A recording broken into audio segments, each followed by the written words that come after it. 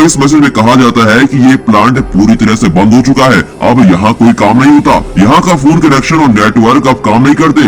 इतना सुनकर सैंड्रा गुस्से में उस फोन को हथौड़ा मारती है। गुस्से में वो आउट ऑफ कंट्रोल हो रही होती है। फिर वो कमरे में और कोई काम की चीजें ढूंढती है। उसे एक टॉर्च मिलती है, वो उसे उठाकर रख लेती है। कुछ काम की चीजें वहाँ मिलती है और उन सबको उठा लेती है। फिर वो वहाँ रखी एक फायर एक्सटिंग्विशर को उठाने की कोशिश करती है, पर वो बहुत भारी होता है, इसलिए उसे छोड़ देती है। फिर वो एक स्पैनर उठाती है। यहाँ और भी रुकने से कोई फायदा नहीं, ऐसा सोचकर वो सारी चीजें बटोरती है और वहाँ से निकलती है। बाहर आते ही उसे किसी भयानक जानवर के गुर्राने की आवाज आती है। अभी वो टॉर्च चलाती है और अपने आसपास देखती है। अचानक वो किसी चीज को देखती है और वो एकदम घबरा जाती है और वहाँ से भागना शुरू कर देती है। भागकर अपनी कार की ओर आती है और कार के ऊपर चढ़कर बैठ जाती है। डेविड अंदर बैठकर उसे देखकर मम्मी मम्मी कहकर हंसने लगता है, पर सैंड्रा वहाँ बैठी डर के मारे कांप रही होती है। वो इधर उधर टॉर्च मारकर देख रही होती है कि कोई है तो नहीं। तब वो देखती है कि वहाँ कोई बड़ा जानवर नहीं बल्कि एक जंगली कुत्ता है, एक पागल जंगली कुत्ता। वो सैंड्रा को अपना शिकार बनाने के लिए कार के ऊपर चढ़ रहा होता है। उसे देखकर डेविड फिर हांफने लगता है। अब सैंड्रा क्या करे, वो झट से अपने स्पैनर निकालती है और कार के ऊपर ठोकने लगती है। इसकी वजह से कार का अलार्म चालू हो जाता है। अलार्म सुनकर वो जंगली कुत्ता डर के वहाँ से भाग जाता है। डेविड ने अब फिर से रोना शुरू कर दिया होता है। इतने में सैंड्रा उसके पास आ जाती है और कहती है, नहीं बेटा रोते नहीं, इधर देखो, मॉम को देखो, गहरी सांस लो। हाँ, ऐसे ही सांस लो, गुड। ये सब कहकर वो डेविड को किसी तरह नॉर्मली ब्रीथ करवाती है। बेचारी सैंड्रा बहुत थक चुकी होती है और सोच नहीं पाती कि आगे क्या करूं। वो कार के इर्द गिर्द चलना शुरू करती है। फिर वो अपनी सिगरेट जलाती है और स्मोक करती है। सोचते सोचते कार के बोनट पर लेट जाती है और आसमान को ताकने लगती है। लेटे लेटे सोचती है, क्या कार मुझे लेने आएगा? अभी तक तो उसका कॉल आ जाना चाहिए था। नहीं, यहाँ तो सिग्नल भी नहीं मिलेगा, जरूर उसने मेरे घर में फोन किया होगा। फिर वो अपने बेटे को कहती है कि बेटा पापा में ढूंढते हुए जरूर आएंगे, घबराना नहीं। तभी उसे एक बात अचानक याद आती है। इस सड़क पर मुड़ते हुए उसने एक बोर्ड देखा था जिस पर किसी एयरपोर्ट का जिक्र किया हुआ था। हाँ यार, उसमें तो एयरपोर्ट ही लिखा हुआ था। ये बात वो डेविड के साथ शेयर करती है। डेविड सुनो बेटा, मेरे ख्याल से यहाँ कुछ ही दूर पर एयरपोर्ट है, वहाँ से हमें मदद मिल सकती है। डेविड कहती वो टॉर्च जलाकर देखती है तो वहाँ डेविड नहीं होता। ये देखते ही हमारा दिमाग में सुन्न हो गया था। सैंड्रा टॉर्च की रोशनी में फिर देखती है तो पता चलता है कि एक तरफ का दरवाजा खुला है। वो दरवाजे के पास जाती है और डेविड कहकर अंदर टॉर्च मारती है।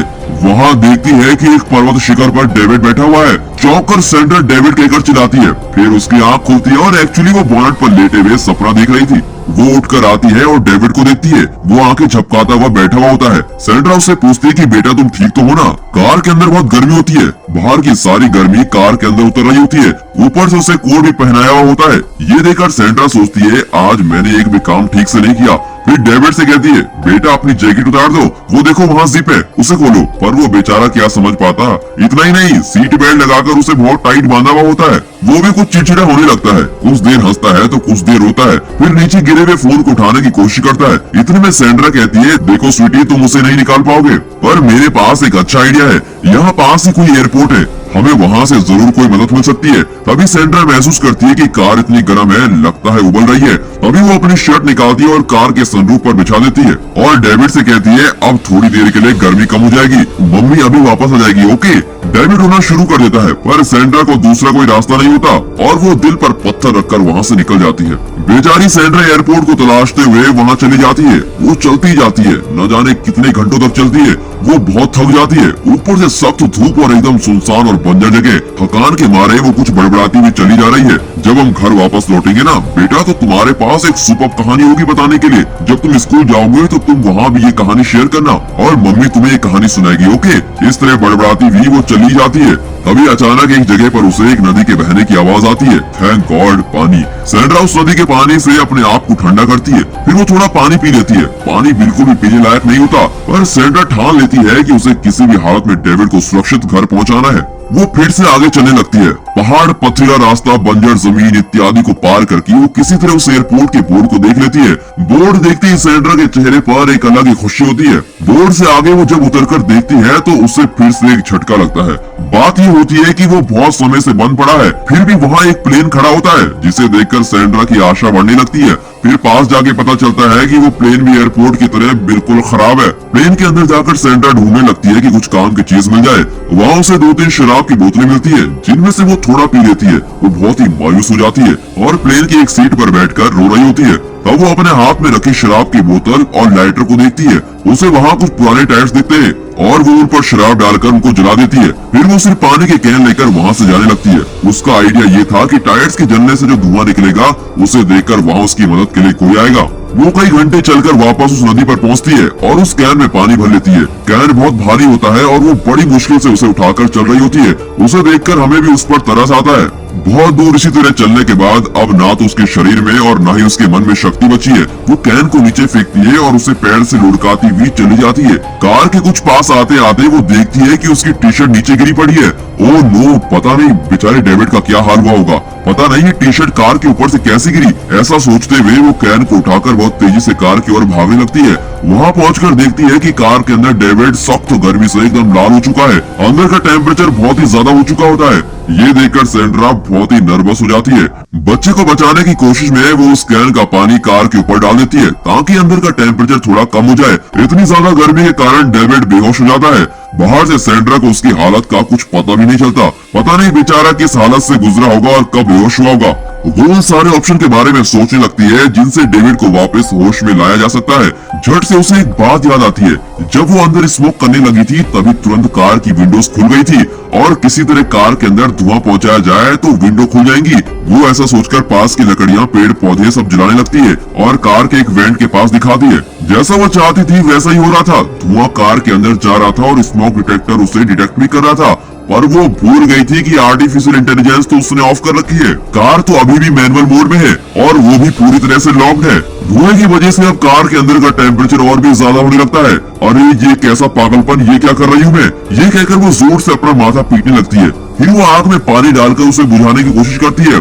तब उसे अपने पैर और उस कार पर इतना गुस्सा आता है कि वो स्पिनर को हाथ में लेकर कार को मारती है। अब मारने पीटने से कोई फायदा नहीं। तभी दिखाते हैं कि वो कार वहाँ से धीरे धीरे फेड हो रही है। थोड़ी देर में वहाँ एक और कार आती है। उस कार में सैंड्रा और उसका पति कार्ल होता है। सैंड्रा कार से उतरकर उसी जगह पर खड़ी होती है और फूट फूट कर रोने लगती है। इसी जगह में अपने बच्चे को खो बैठी थी। अरे ये सब दिखाकर क्यों डरा रहे हो भाई, ऐसा सोचने का मन करता है भाई यहाँ पर। इतने में मूवी में सैंड्रा मुड़कर कार्ल को देखती है और कहती है, नहीं इसका कारण मैं नहीं तुम हो, सिर्फ तुम।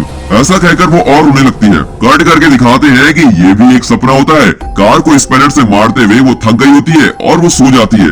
आंखें खुलते ही वो फिर डेविड को आकर देखती है। टेम्परेचर अब बहुत ही ज्यादा हो चुका होता है। साफ साफ नजर आ रहा होता है कि बेचारे डेविड की जान अब धीरे धीरे निकल रही है। सैंड्रा बहुत रोती है। उसके दिमाग ने काम करना बिल्कुल बंद कर दिया होता है। तभी वो देखती है कि डेविड के हाथ की उंगली जरा हिलती है। उसे थोड़ा चैन आता है कि शुक्र है मेरा बच्चा अभी भी जिंदा है, इसे किसी भी तरह इस कार से बचाना ही होगा। ऐसा सोचते हुए वो पीछे मुड़ती है तो देखती है कि वो रात वाला पागल जंगली कुत्ता वहाँ खड़ा है। हर गुजरते मिनट के साथ हालत और भी खराब होते जा रहे होते हैं। अब कुत्ता सैंड्रा को काटने के लिए उसकी ओर दौड़ता है। अब आगे क्या होगा? जब हम ये सब सोच रहे होते हैं तब सैंड्रा भी यही सोच रही होती है। वो कार के ऊपर चढ़ने की सोचती है पर कार बहुत ही गर्म होती है। सैंड्रा झट से कार के नीचे चली जाती है। कुत्ता कार के चारों ओर घूम रहा होता है। सैंड्रा कार के नीचे डरी सहमी छुपी होती है। कुछ देर कुत्ता उस कार में फंसे हुए हिरन को खींचता है। एक्चुअली कार वहाँ अटकी ही उस हिरन की वजह से थी और पीछे बहुत बड़ा गड्ढा भी है। जैसे जैसे वो कुत्ता हिरन को खींचता है वैसे वैसे कार पीछे की तरफ बढ़ती जा रही होती है। अब सैंड्रा उस हिरन को पकड़ लेती है क्योंकि अगर हिरन बाहर आ गया तो कार पीछे खड्डे में जा गिरेगी। अंदर बैठा उसका बच्चा जिंदा नहीं बचेगा। पर वो कुत्ता हिरन को पूरा बाहर खींच लेता है और उसे लेकर चला जाता है। अब सैंड्रा कार के नीचे से निकलती है और कार के पिछले हिस्से में जाकर उसे रोकने की कोशिश करती है। कार पर हाथ रखा तो जला देने वाली गर्मी होती है पर और कोई चारा नहीं होता। सैंड्रा किसी तरह कार को पीछे से होल्ड कर रही होती है। अगर हाथ हटा दिया तो कार पीछे आ जाएगी। वो ज्यादा देर तक संभाल नहीं पाती और कार गड्ढे के मुंह तक आ जाती है। पर किस्मत से वहाँ पर एक पत्थर होता है जो कार को खड्डे में गिरने से बचा लेता है।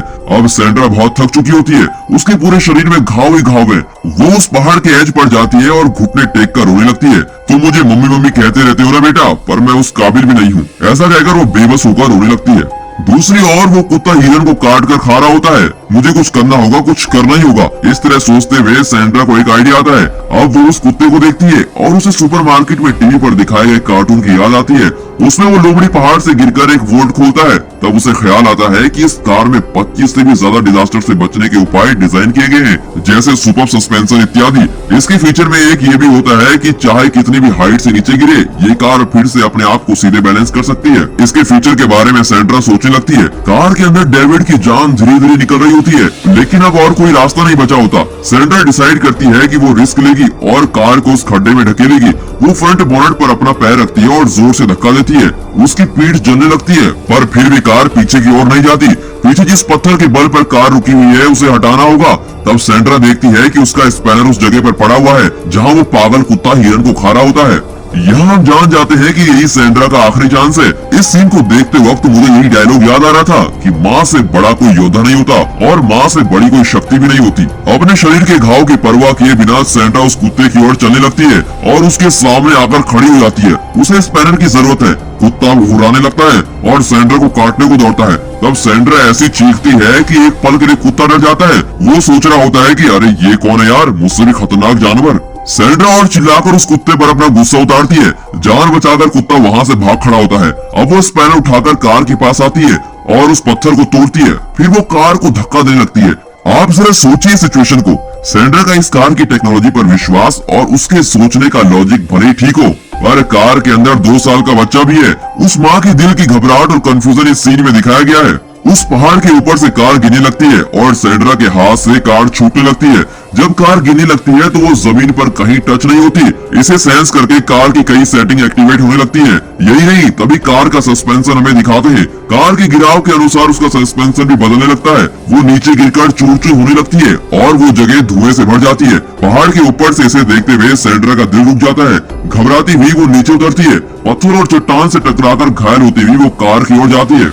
वहाँ जाकर देखती है कि कार बड़ी अच्छी तरह से एक सेफ जगह पर लैंड हुई है। रोती हुई वो कार के पास जाती है तो देखती है कि इस कार की इमरजेंसी के लिए डिजाइन की गई उस कार के दरवाजे ऑटोमेटिकली खुल गए हैं। कार के अंदर से वो अपने बेटे को उठाती है। बच्चे की हालत बदतर हो चुकी होती है। सैंड्रा की कुछ समझ में नहीं आता। वो बच्चे को लेकर एक और आती है और फूट फूट कर रोने लगती है। डेविड को बाहर तो ले आई, पर अब उसे हॉस्पिटल कैसे पहुंचा जाए? कितनी वेदना में होगी वो माँ। कार भी टूट गई, अब सैंड्रा क्या करेगी? वो बेचारी रो रही होती है। तभी हमें कार के अंदर दिखाते हैं। पूरी मूवी में सिर्फ इस सीन में ही हमें असल में दिखाया जाता है कि आपातकाल में ये कार किस तरह से मदद कर सकती है।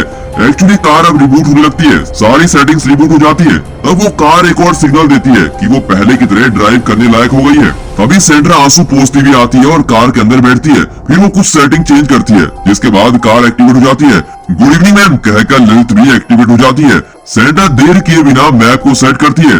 लिलित कहती है कि जहां हम हैं वहां से और कहीं भी जाने का कोई रास्ता नहीं है। पहाड़ों के बीच में हम फंसे हुए हैं। बेशक यहाँ से कोई रास्ता नहीं, पर सैंड्रा हार मानने वाली नहीं थी। वो अपनी पूरी ताकत लगाकर कार को स्किड करवाती हुई और तेजी से चलाकर एक स्लोप पर खड़ी करती है।